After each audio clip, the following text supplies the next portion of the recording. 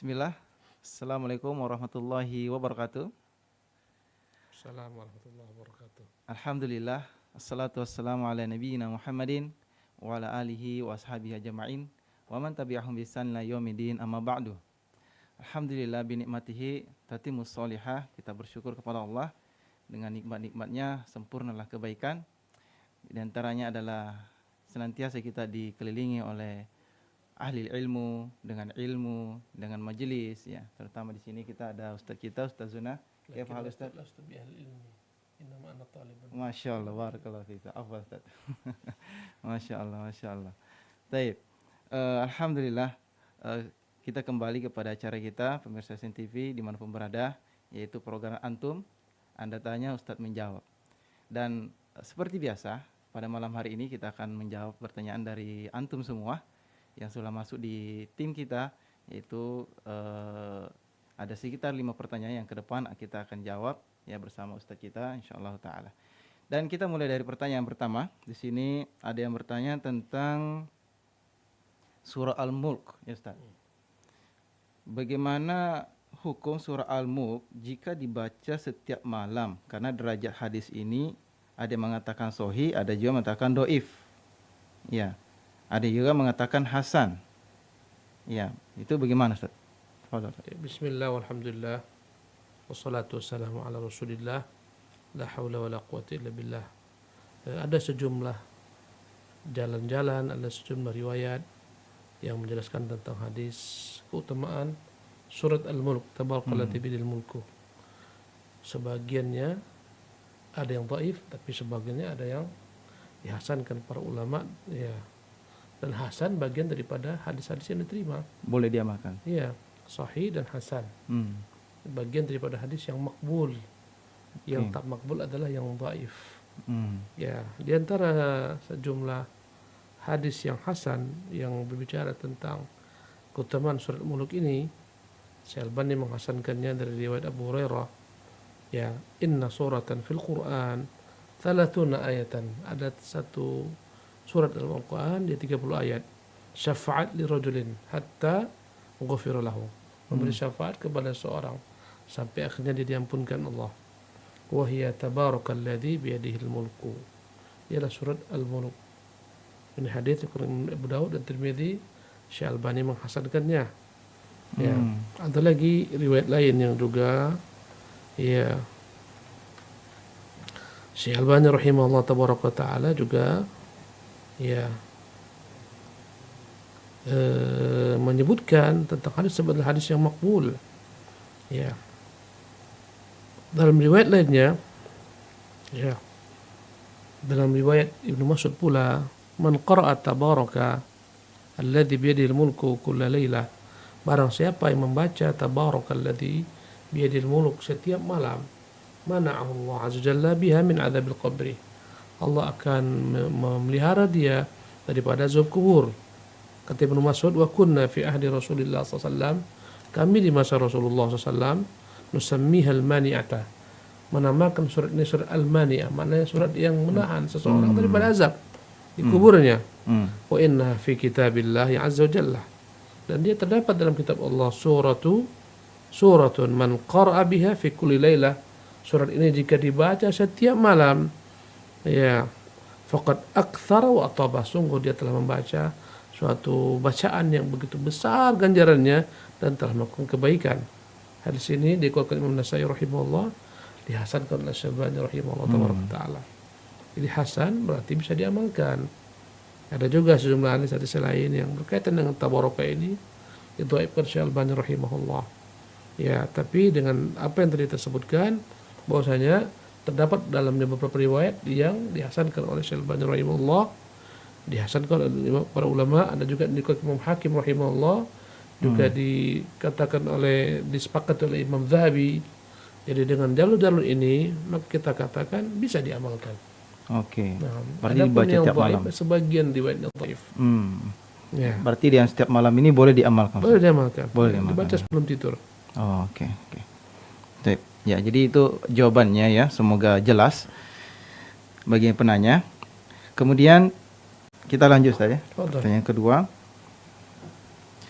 Ana ingin bertanya Ustadz, apakah rugi bagi seorang penuntut ilmu yang dia memiliki buku-buku atau kitab-kitab dan mengoleksinya, tetapi dia masih belum bisa membaca kitabnya yang dimilikinya? Padahal seorang tersebut sudah berusaha mempelajarinya, tapi qadarullah masih belum bisa bahasa Arab. Oh, berarti kitabnya ini bahasa Arab, Ustaz. Ya, itu gimana hukum, Ustaz? Bismillah, alhamdulillah, wassalatu wassalamu ala rasulillah. La hawla wa la quwata illa billah wa ba'du. Tentunya tidak mengapa seseorang mengkoleksi buku-buku. Karena itu adalah hal yang baik. Ya, meskipun dia mungkin belum mampu membacanya atau tak sempat membacanya, buku ini bisa diwariskan. Oh, Diwakafkan di perpustakaan, orang bisa ambil manfaat daripadanya. Yang penting buku tersebut adalah buku, memang buku yang benar, buku yang baik, buku-buku ahlu sunnah wal jamaah, ulama-ulama ahlu sunnah, bukan buku-buku ahlu bidah. Yang penting itu. Ya, misalnya kau kumpulkan kitab-kitab hadis, kutubus sittah, kutubus tis'ah, Sahih Bukhari, Abu Daud, Tirmidzi, Nasai, Ibnu Majah, dengan syarah-syarahnya. Kau koleksi ada kitab tafsir, Tabari, Qurtubi, bagus-bagus saja. Ya, walaupun engkau tak mampu mungkin baca sepenuhnya, siapa tahu nanti setelah kita wafat dimanfaatkan oleh orang-orang yang datang setelah kita. Maka tak ada masalah. Tapi tentunya yang paling utama adalah kita berusaha untuk mengetahui kewajiban-kewajiban dalam agama ini. Ya, hendaklah kita berusaha untuk membaca buku-buku tertentu yang wajib kita baca, seperti perkara akidah, bagaimana supaya akidah kita benar, wajib kita baca. Ya, dan mulaikanlah dalam membaca buku dari buku-buku yang kecil-kecil dulu, yang ringan. Yang ringan, ya. Ibarat buku itu ibarat makanan yang tentunya harus disesuaikan dengan umur. Ketika anak bayi diberi makan langsung nasi, mungkin akan mencerdaskan dia. Betul. Sebagian penimba ilmu semangat dia beli buku Fathul Bari sampai 12 juz misalnya juz. Kan tebal-tebal, tulisannya fontnya kecil-kecil, fontnya 10, 12. Dia baru baca selembar, bosan, ditinggalkan. Akhirnya dia malas menyelesaikannya. Maka ini cara yang salah. Kita dalam membeli buku itu ada skala prioritas. Betul. Ya, kalau kita tak kenal skala prioritas, ya kadang-kadang kita stres. Kadang-kadang buku hanya menjadi pajangan. Iya. Tapi tetap adanya ada kebaikan. Berniat saja kita semoga nanti aku bisa membacanya. Tak bisa aku, mungkin anak cucuku nanti. Mungkin kaum muslimin. Tapi tetap adanya ada kebaikan. Biasanya kalau kita hijrah itu Ustaz, pengen beli semua Ustaz, karena memang kita ingin mempelajari agama ini dengan setelah semangat. Itu tinggalkan semua. Ada tebal, baru belajar dia langsung masuk ke dalam Fathul Bari. Ini Fathul Bari ini begitu luas pembahasannya, ini lautan. Ya, yang namanya kita baru belajar berenang, jangan langsung ke samudra, tepi-tepi pantai. Ya, banyak orang semangat membeli buku. Kau belilah buku yang bermanfaat untukmu, dan dalam hal ini lebih baik bertanya kepada guru-guru kita. Ustaz, aku ini loh, apa kira-kira yang diprioritaskan untukku? Oh, kau beli kitab Tauhid Shalih Fauzan. Misalnya jadi 1, 2, 3 cari, pelajari, itu bagus. Misalnya terbimbing. Oke. Ya. Jadi solusinya mungkin dia memperbanyak mungkin kitab tauhid gitu Ustaz ya. Apa yang dibutuhkan? Ustaz, ya. Ya, misalnya ada seorang pedagang, tentu dia harus membeli juga kitab tentang muamalat. Betul. Supaya tak terjebak dalam riba. Oke. Ya, jadi kata Nabi, talabul ilmi fardhu ala kulli muslim. Menimba ilmu wajib bagi setiap muslim. Ilmu yang bagaimana? Ilmu yang dengannya sah seseorang beribadah. Itu wajib kita pelajari. Tanpa dia kita tak sah beribadah. Ilmu yang dengannya kita mengenal Allah, mengenal bertauhid kepadanya, mengenal kesyirikan, menjauhi kesyirikan. Ini perkara-perkara yang wajib. Mempelajari apa perintah-perintahnya, mempelajari apa larangannya. Dan itu tidak harus dalam buku-buku tebal. Ya, tapi tetap kita mengatakan tak mengapa. Ya, semoga tak kau baca nanti anak cucu baca. Niatnya di situ Ustaz. Iya. Insyaallah baik. Nah. Ya. Baik Ustaz. Kemudian pertanyaan yang selanjutnya.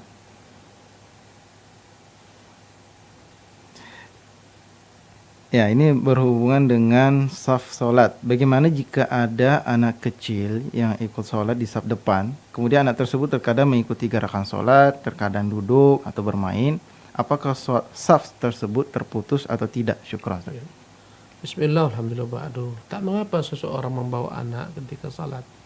Tapi hendaklah dibawa anak yang kira-kira sudah berakal. Ya mungkin 7 tahun ke atas.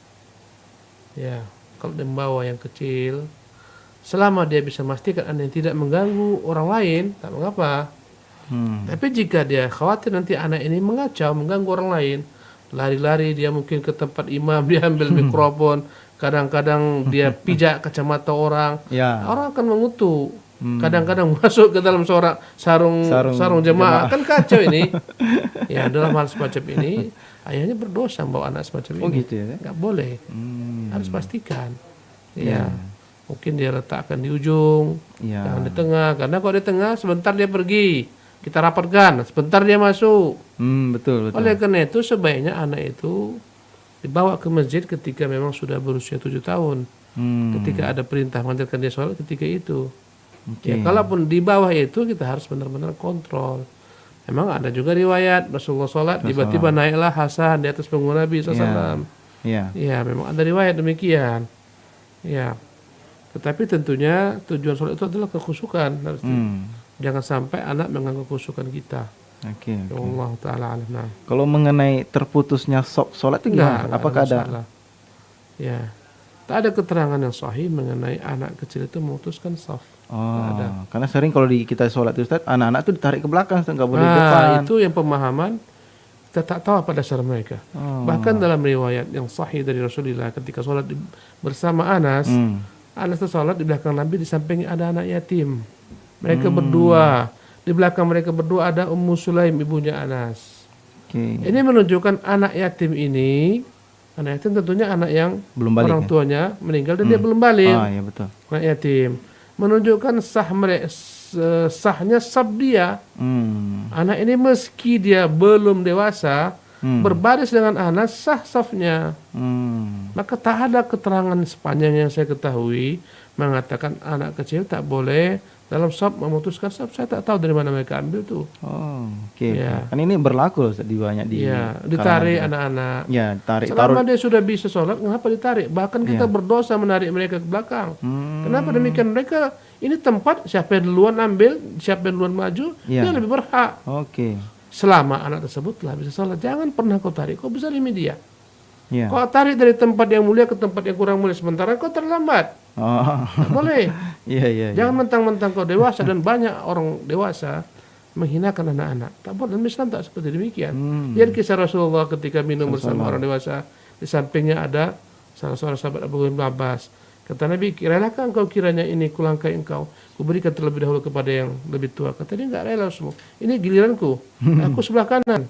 Maka Nabi berikan kepada Abdullah ibnu Abbas. Ini menunjukkan anak-anak itu harus kita hormati, kita muliakan. Salah ketika anak-anak ya Kadang dibuatkan sop sendiri, Ustaz, di ya, belakang. dibuatkan sab sendiri, bahkan mereka Jauh. semakin menjadi-jadi, semakin sepak menyepak mereka. Karena Iya, mereka betul, saling sepak menyepak, terpaksalah ada lagi pengawal satu. Nggak sholat dia. Ya, ya nggak sholat dia, jadi musibah semua. Harusnya tiap orang tanggung jawab dengan anak-anaknya masing-masing. Jika dia di samping orang dewasa, anak-anak tersebut dia akan sholat yang benar sebagaimana orang dewasa. Oh, di sela-sela orang dewasa. Iya, jika mereka dikumpulkan satu sab, mungkin sepak-sepak dulu.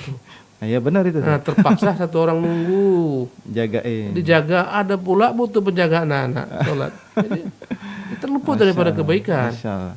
Ya, Iya, iya, iya. wallahu alam. Jasa khairan, Ustaz. Nah, ini memang fenomena yang sering terjadi di masyarakat kita. Semoga menjadi solusi. Kemudian pertanyaan selanjutnya, apakah hukum pernikahan yang diniatkan untuk bercerai seperti seorang yang bekerja atau mahasiswa yang kuliah di luar negeri dan dengan niat untuk menjaga kehormatannya, maka dia pun menikahi wanita di negeri itu. Kemudian setelah pekerjaan atau kuliahnya selesai, maka dia harus kembali pulang ke negerinya sehingga dia berniat untuk menceraikan istrinya itu. Maka apakah hukum pernikahan tersebut, Ustadz? Ya. Apakah itu termasuk nikah mut'ah? Bismillahirrahmanirrahim. Ada istilah dalam fikih namanya an-nikah biniyatit talaq. Nikah tapi niatnya untuk dicerai. Dia berbeda dengan nikah mut'ah. Nikah mut'ah disuarakan, aku menikahimu selama aku belajar di sini loh. Aku selesai belajar, pernikahan kita selesai pula, putus. Itu mut'ah. Oke. Tapi jika tak disuarakan, hanya dalam hatinya saja, niatku menikah selama aku kuliah 2 tahun di sini nih. Setelah itu akan kuceraikan dia. Dalam hatinya nggak disuarakan, ini berbeda hukumnya dengan nikah mut'ah. Oh. Kalau nikah biniatit talak, seseorang menikah niatnya untuk mencerai, ulama berselisih dalam hal ini. Oh, ada perselisihan, Ustaz. Syekh Abdul Aziz bin Bas membolehkan. Dalam perkara ini Syekh Abdul Aziz membolehkan. Katanya ini tak sama dengan mut'ah. Dan boleh saja nanti ketika niatnya mau mencerai, ternyata setelah perjalanan timbul kecintaan, kasih sayang, akhirnya tak jadi ceraikan. Oke. Syekh Abdul Aziz bin Bas membolehkan. Oke. Tapi Syekh Muhammad Shalih Utsaimin larang. Dan saya lebih condong kepada pendapat yang kedua. Kata Syekh Utsaimin, nikah itu tujuannya adalah menciptakan mawaddah, sakinah, rahmah. Yang namanya ketenangan, ketentraman, ya kecintaan itu akan terwujud dengan pernikahan yang memang seorang tidak berniat untuk menyudahinya di awal pernikahan. Oh iya ya. Ini menyelesaikan tujuan pernikahan. Bagaimana seorang akan merasa aman, seorang perempuan. Dia tak tahu selepas 2 tahun orang studi kemudian diceraikan. Kasian. Mana namanya keamanan, mana kenyamanan. Iya, iya. Nah, oleh karena itulah saya pribadi lebih condong kepada Syekh Muhammad Utsaimin dan yang semacamnya. Tujuan pernikahan adalah untuk menciptakan keluarga, sakinah, mawaddah, warahmah.